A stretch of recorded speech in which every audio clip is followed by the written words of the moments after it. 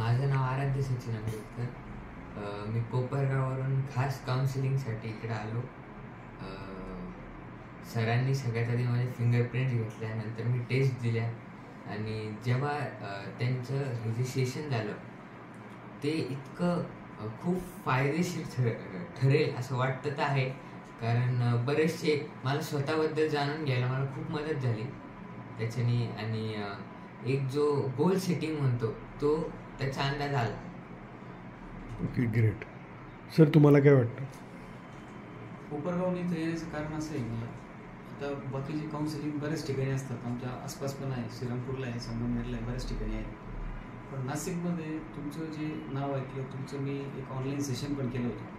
तर ऑनलाईन सेशनमध्ये मला काही गोष्टी अशा जाणवल्या तर ते फक्त तुमच्याकडेच मला मिळू शकतात. आणि त्या कारणामुळे मग मी म्हणजे बॉर्न टॅलेंट आणि आत्ताचं ॲक्च्युअल टॅलेंट याच्यामध्ये जो काही विलाप तुम्ही घडून आणला तो खूप छान होता. आणि त्याच्यामुळं मला त्या गोष्टी पुढचं गोल अचीव करण्यासाठी बऱ्याच मला मदत त्या गोष्टीची झाली. त्यामुळे मला चांगलं वाटलं, खूप छान. ओके ताई, तुम्हाला कसं वाटलं? आम्हाला तुमचं काउन्सिलिंग खूप आवडलं आणि मेन म्हणजे आता पुढं काय करायचं त्याच्यावर आम्हाला बरीचशी माहिती भेटली.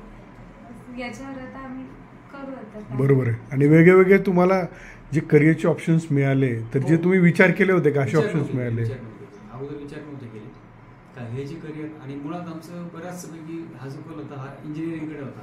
पण त्याचे दोन्ही तुम्ही जे टॅलेंट किंवा बाकीचं सगळे फिंगरप्रिंट घेऊन ज्या काही गोष्टी आम्हाला तुम्ही सांगितल्या की बाबा यातलं मेडिकलमध्ये बऱ्यापैकी याच्यावर इंटरेस्ट आहे किंवा बाकीच्या ज्या सगळ्या आहेत तुमचं जो काही तुम्ही कोलॅबरेट केलंच आहे सगळ्या गोष्टी, तर याच्यामुळे आमचा कलही बदलला.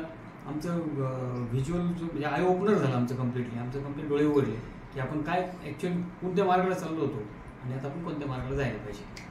खूप छान. Right, thank you.